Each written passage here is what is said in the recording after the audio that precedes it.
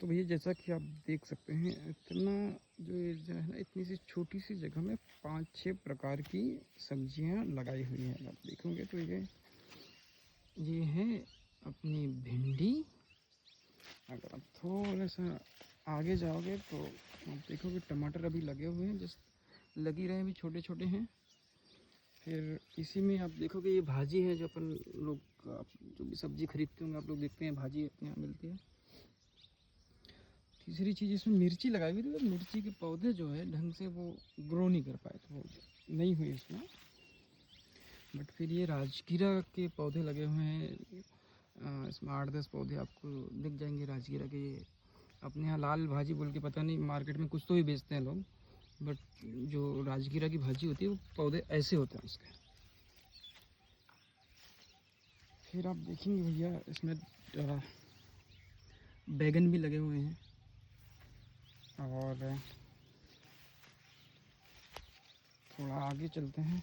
यहाँ अब देखिए चौलाई भी लगी, चौलाई जिसको हम लोग बरबटी भी बोलते हैं, या ये चौलाई भी है छोटे, अभी तोड़ ली हमने इसमें से सब्जी के लिए, बट ये भी लगी हुई है। तो अगर आप देखोगे ये बहुत छोटी सी जगह है। अगर आप मतलब शहरों में लोगों को समझ में नहीं आए तो बताओ, ये मतलब 1 BHK घर के बराबर की जगह है और उसमें 6 से 7 सब्जियां लगी हुई हैं भाई।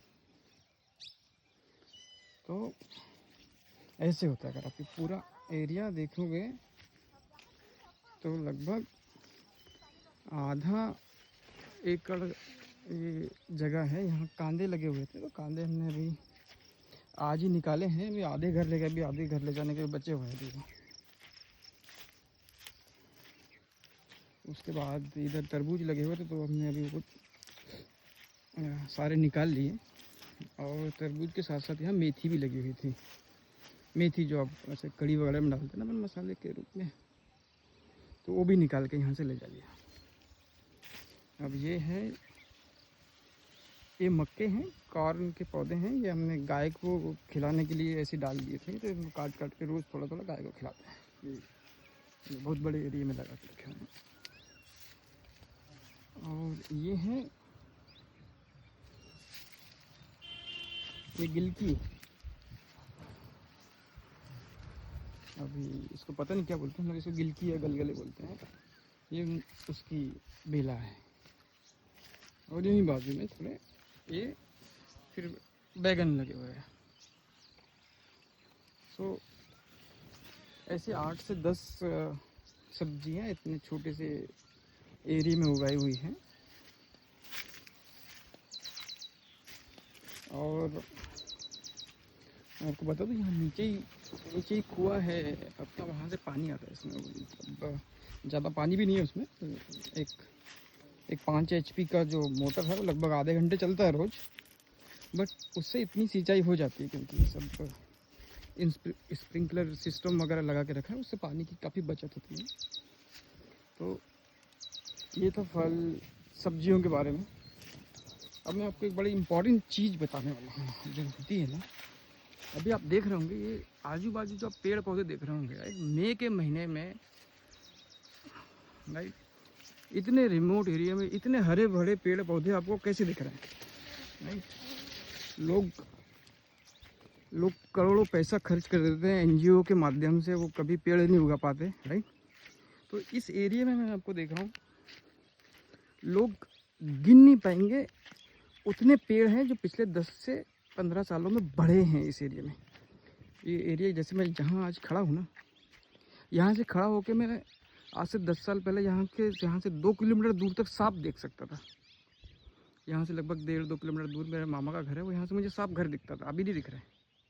इतने पेड़ बीच में ये उग गए हैं। अभी ये कैसे उगे हैं? इन्होंने आजू बाजू की जो नदी होती है ना, कहीं सब जगह डैम बना हुआ है।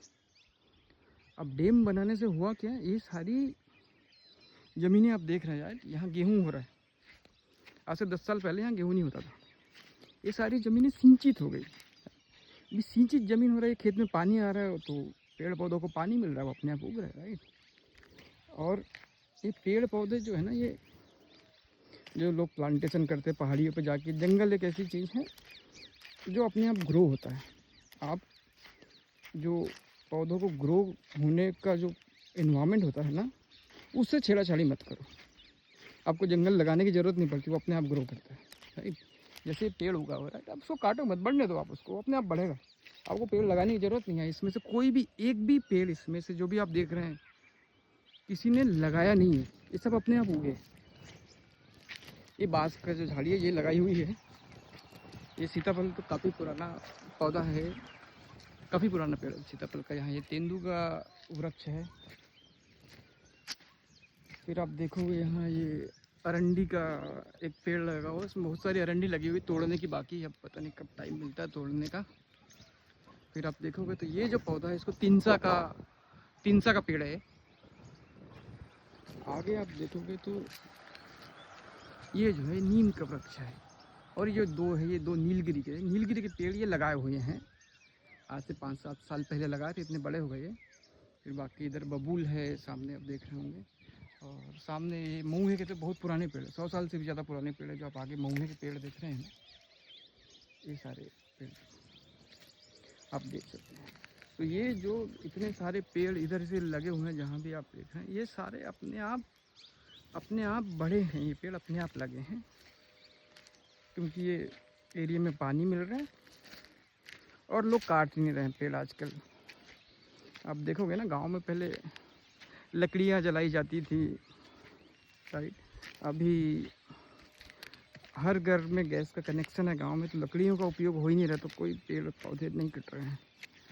तो जैसे हम बोलते हैं ना, कोई भी गवर्नमेंट का स्कीम होता है ना, उसका रेट्रोस्पेक्टिव या उसके मल्टीपल इम्पैक्ट होते हैं, राइट। तो वही मैं आपको बताना चाह रहा था। जैसे यहाँ से उन्होंने डैम बना दिया, डैम बनाने से क्या हुआ, किसानों का सिंचित रकबा जो है वो बढ़ गया बहुत। उसके साथ साथ क्या हुआ, पेड़ भी बढ़ गए। गवर्नमेंट को अलग से हज़ारों करोड़ों रुपए पेड़ लगाने के लिए खर्च करने की ज़रूरत नहीं पड़ी, जैसे एनजीओ वगैरह करते हैं, राइट। अब उनसे जाके पूछोगे ना, भैया आपका रिजल्ट क्या है, आप कितना पैसा सही में पेड़ों पे खर्च करते हो, या आपने कितने जंगल उगाए हैं, राइट। मुझे नहीं लगता कि कोई आपको ये डिटेल दे पाएगा। तो ये किया है गवर्नमेंट ने, एक डैम बना के गवर्नमेंट ने किसानों को पानी तो दे दिया, साथ ही साथ जंगल भी खड़ा कर दिया। आप केवल गूगल सर्च करके देख लेना कि एमपी में पिछले 15 सालों में कितने पेड़ या कितने रकबे में जंगल बढ़ा हुआ है, आपको अंदाज़ा लग पाएगा। हमारे देश में आज से 10 साल पहले जितने पेड़ हुआ करते थे, आज उससे कहीं बहुत ज़्यादा है, राइट। तो ऐसा नहीं है कि देश में जंगल कम हो रहे हैं, पेड़ पौधे कम हो रहे हैं, बढ़ रहे हैं। दूसरा चीज़, एक तो पेड़ काट नहीं रहे हैं लोग, दूसरा उनको सूटेबल इन्वायरमेंट मिल रहा है ग्रो करने के लिए, राइट। तो सूटेबल इन्वायरमेंट ग्रो करने के लिए कैसा मिल रहा है, पानी की सप्लाई। गवर्नमेंट ने पानी उपलब्ध करा के दिया हुआ है, और यहाँ से तो अब गवर्नमेंट ने पाइपलाइन डाला हुआ है खेतों में सिंचाई के पानी के लिए। आपने कभी जीवन में किसी ने सोचा नहीं होगा कि गवर्नमेंट पाइपलाइन से पानी देगी खेतों में सिंचाई करने के लिए। वो ऑलरेडी पाइपलाइन यहाँ से लग चुका है। मैं आगे अगर आपको बढ़ूँगा तो दिखाऊँगा, हमारे यहाँ खेत में पाइपलाइन ऑलरेडी आ गया है, उसका शायद 27 तक वो वाटर सप्लाई हो जाएगा उसमें। दूसरी चीज़, उन्होंने गांव में गैस कनेक्शन दे दिया, तो जो लकड़ियां जलाते थे लोग वो बिल्कुल कम हो गए, तो पेड़ कटने कम हो गए। तो एक स्कीम आप लेके आए जिसमें नंबर ऑफ पेड़ आपने बढ़ा दिए, दूसरी स्कीम आप लेके आए जिसमें पेड़ कटना कम हो गया। ये दो चीज़ आपने कर दी, उससे पेड़ बढ़ रहे हैं,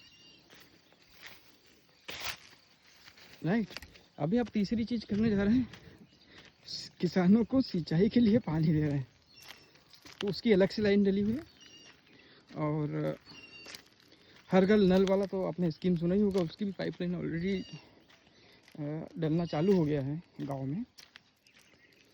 नहीं तो होता क्या था, जब भी जैसे मैंने वहाँ नीचे दिखाया ना, वहाँ कुआं है हमारा, वहाँ से लेके पूरा हमारा खेत घर तक पाइपलाइन गया हुआ है, या जहाँ जहाँ भी खेत है हमारे, वहाँ तक ये कुएँ से पाइपलाइन गया हुआ है। तो ये पाइपलाइन का मेंटेनेंस का और काफ़ी खर्चा आता था, राइट। अभी गवर्नमेंट ने कहा भाई चलो मैं पाइपलाइन डाल के देता हूँ आप सब लोगों को, और तो उन्होंने पाइपलाइन डाल दिया है। मेरे ख्याल से अभी उनका प्लान चल रहा है कौन से वाले डैम से किस एरिया में पानी सप्लाई करना है। तो मैं आपको दिखाता हूँ आगे, जैसे मैं पहुँचने वाला हूँ, आगे पाइपलाइन अभी डाल के गए हैं कुछ हफ्ते पहले ही वो लोग बोले। अब ये देख सकते हैं पीपल का पेड़ है, काफ़ी पुराना पेड़ है।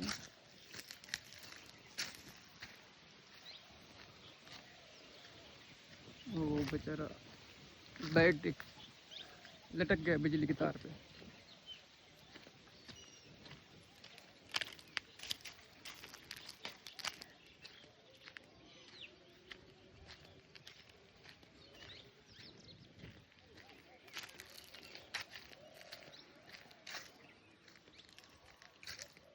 तो देख सकते हैं आप कितने सारे नीम के पेड़ बहुत हो गए हैं इसीलिए।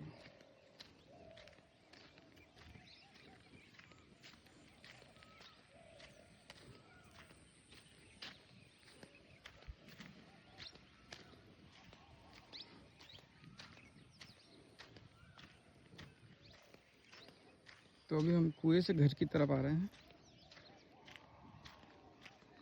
रास्ते में ये जो आपको दिख रहा है ना, ये जो नाली खुदी हुई है, ये गवर्नमेंट का पाइपलाइन डला हुआ है, सिंचाई के लिए पानी दिया हुआ है यहाँ से। और ये पूरे एरिया में डला हुआ है, मतलब कि इस क्षेत्र में हर कॉर्नर में उन्होंने वो पाइपलाइन ऑलरेडी डाल दिया है। शायद 4 इंच का पाइप गड़ाया भी उन्होंने।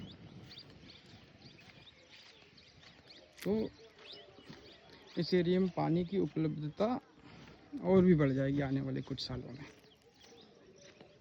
अभी देखो आम लगे हुए कच्चे।